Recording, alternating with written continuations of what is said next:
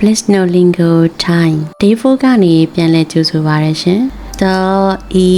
တီရိုက်တယ်ဆိုတာကလက်နဲ့ရိုက်တာတူးနဲ့ထူတာအကုန်လုံးသုံးလို့ရတယ်နော်တော့ဦးဒူကြည့်တယ်ကြည့်သည်တော့အာတာမျက်စိအဖိုးပေါ်ဦးပူ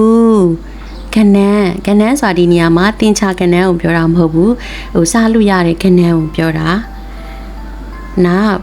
ဒေါ်အီဒီကောင်းဒီအော်အာဦးလေးတော်လေးဒီတစ်လုံးကတော့ဘီးနှစ်ခုပါတယ်နော်ပထမဘီးကတော်ဘီးဖြစ်တယ်ဒုတိယဘီးကပေါ်ဘီးဟုတ်တယ်အဲ့နှစ်ခုပေါင်းပြီးမှတွဲဖက်မယ်နော်တော်အတပေါ်ဦးပူ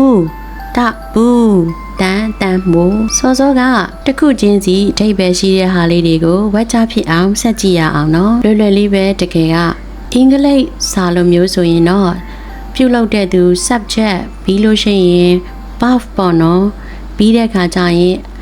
object လာမယ်ဗမာလိုနဲ့တော့နည်းနည်းပြောင်းပြန်ဖြစ်တယ်အဖိုးကကနန်းကိုကြည်သည်လို့ဗမာတွေကပြောလို့ရှိတယ်နော်ကရိယာကိုနောက်ဆုံးမှာထားပြီးပြောလို့ရှိကြတယ်ထိုင်းကကြအဲ့လိုမဟုတ်ဘူးပြုလုပ်သူလာမယ်ပြီးလို့ရှိရင်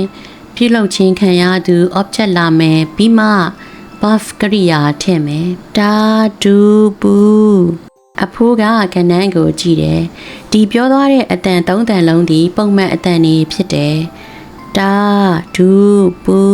ဒီနေရာမှာသုံးတဲ့ဒါဆိုတာကအမေဘက်ကအဖိုးပါဒါဒူပူ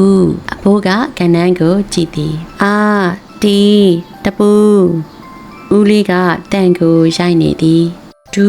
ချောမျက်နှာပြင်ကိုကြည့်ပါမျက်နှာပြင်စွာဒီနေရာမှာစခရင်ကိုကြည့်ခိုင်းတာဘူးတီခနန်းကကောင်းတယ်ဆိုတာခနန်းလက်ဆက်တယ်လို့ပြောချင်တာအစားအသောက်နဲ့ပတ်သက်တာလေးတွေလည်းပြောချင်သေးတယ်ကောကပေါ်ဤပိကပိအဲ့ဒါငပိကိုပြောတာမစ်တုံပြီးဖုတ်ပင်မဲ့လဲတခါတည်းထက်ဖက်ပြချင်လို့ယောရကယောနဲ့အာတရနဲ့ပေါင်းလိုက်မယ်ယောအာယာအဲ့ဒါစီကိုပြောတာဖြစ်တယ်စီဝါကိုပြောတာပေါ့နော်နောက်မောအာမာလာသည်အဖိုးလာသည်ဆိုရင်တောအာတာမောအာမာတာမာအဖိုးလာသည်အောအာမောအာမာအာမာ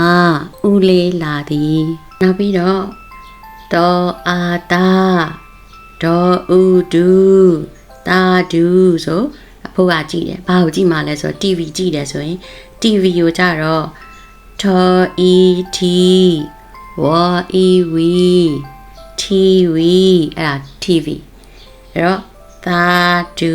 TV အဖိုး TV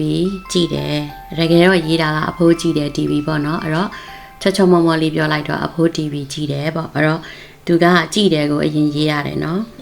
သာဒူ TV အော်အာ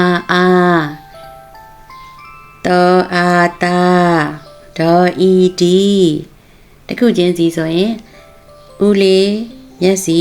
ကောင်းတယ်အဲ့လိုအဲ့တော့ပေါင်းလိုက်တော့အာတာဒီဦးလေးမျက်စိကောင်းတယ်အဲ့ဒါဆိုရင်ကိုပါတကူဝဲကြတူလေးတွေစောင့်ကြည့်လို့ရလောက်မယ်လို့ထင်တယ်နော် day 5 ကြာရင်ပြန်ဆောင်ရအောင်နော်ဆုံးထိကြည့်ပေးတဲ့အတွက်အထူးပဲကျေးဇူးတင်ပါတယ်ရှင်